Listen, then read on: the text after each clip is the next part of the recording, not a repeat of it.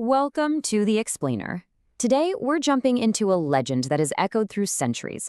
A story about a boy destined to be king, a glorious fellowship, and a love that, well, brought the whole thing crashing down. We are going deep into the epic and tragic tale of King Arthur.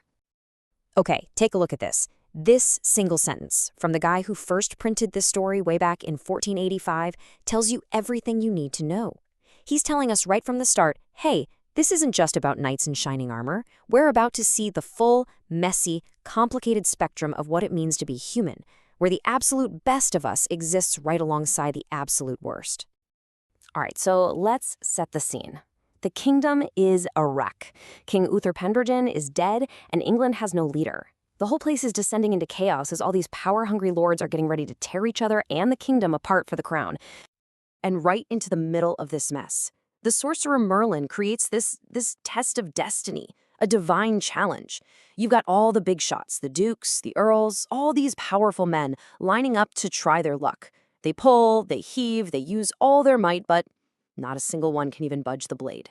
That sword just sits there, a quiet reminder that being king isn't about ambition. It's about destiny. You know what's so powerful here? It's Arthur's total lack of ambition. After all these powerful men failed, this kid succeeds. And why? Not because he wants glory, but because he's just trying to do his job as a squire. He has no idea about the prophecy. To him, it's just a sword stuck in some rock. His worthiness comes from his simple goodness, not a thirst for power, which makes his claim to the throne feel so right. So, just like that, the boy becomes King Arthur. He builds the legendary court of Camelot, and he gathers the greatest knights in all of Christendom to his round table. He has them swear a sacred oath, a code of honor, justice, and chivalry. And for a while, it's a golden age. Peace and justice spread across the land. The fact that the table was round was a huge deal. No head, no foot. It meant every single knight was equal in the king's eyes. But, and this is a big but, even in this seemingly perfect fellowship, the seeds of its own destruction were already being planted. The real threat wasn't going to come from some invading army. It was going to come from inside the heart of Camelot itself. And this is the absolute core of the tragedy. Lancelot was the best of them. He was the perfect knight, the guy everyone else wanted to be. And yet, he had this one all-consuming flaw: his forbidden, adulterous love for Arthur's wife, Queen Guinevere. A love that would end up poisoning everything. So you've got this collision course, right? On one side, you have the code of chivalry, the very foundation of Arthur's kingdom. But on the other, you have the personal sins of its greatest heroes. All those vows of loyalty and honor start to get corrupted by secret passions, bitter jealousy, and a need for revenge, all bubbling just beneath that glorious surface of Camelot.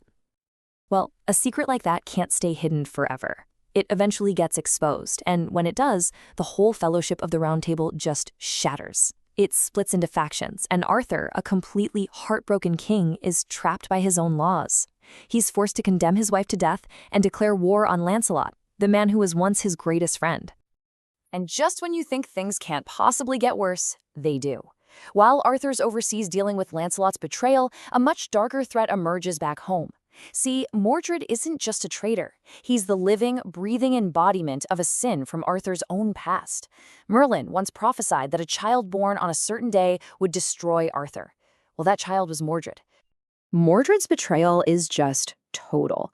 It's so calculated, he doesn't just steal the throne. He tries to take Arthur's wife, which is this deeply symbolic act meant to just completely erase Arthur's legacy. This forces Arthur to drop the war with Lancelot and race back to England, not as a hero, but as a king who has to fight a civil war against his own son for the soul of his kingdom. So it all comes down to this. On the fields of Barham Down, the two armies meet. You have Arthur's army, exhausted from fighting overseas, facing Mordred's army of traitors. The stage is set for one last, horrific battle to decide the fate of Britain. The carnage is almost unimaginable. 100,000 men. Just think about that number. By the end of the day, the fields are red. The entire dream of Camelot, the whole grand experiment, is shattered, washed away in blood, and almost every single knight of the Round Table is dead. Arthur is left standing with just two loyal men, a king of a kingdom of corpses. And in the middle of all that death, Arthur finds the body of his nephew, Sir Gawain, and his grief, it's just pure anguish. In that one moment, he realizes that everything he built, the fellowship, his joy, all of it, has been completely destroyed by pride and hate. And then, through his tears, he sees him, the man who caused it all, the traitor, Mordred, still standing. He knows it's a suicide mission. He knows his destiny is to die. But he is consumed by this righteous fury, and he just cannot let this ultimate betrayal go unpunished. He charges and runs Mordred straight through with his spear. But with his very last bit of strength, Mordred pulls himself up the spear and lands a mortal blow to Arthur's head.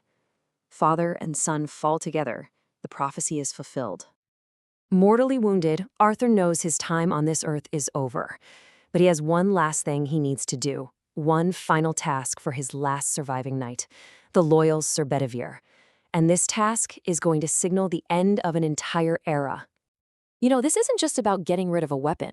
It's a huge symbolic act. Excalibur was the sword of kings, and it came from a magical, otherworldly place. So for it to go back to the lake, that signals that the age of heroes and magic and legend is officially over. The world of men is on its own now.